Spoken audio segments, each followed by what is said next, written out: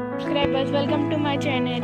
ఇది ఆషాఢ మాసం స్పెషల్ ఏంటంటే గోరింటాకు. అందరికీ తెలిసిందే, ఇదిగోండి మా గోరింటాకు చెట్టు.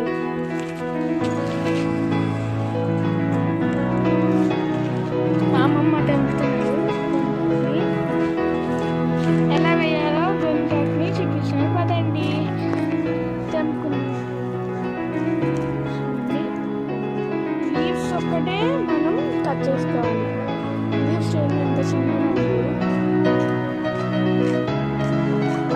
కట్ చేసిన తర్వాత చూపిస్తాను మీకు. కట్ చేసిన తర్వాత చూపిస్తాను ఫ్రెండ్స్ ఎలా గ్రైండ్ చేసుకోవాలో. నీట్గా బాగా లీవ్స్ని ఇలా తీసుకోవాలి. నెక్స్ట్ స్టెప్ ఏంటో చూపిస్తాను.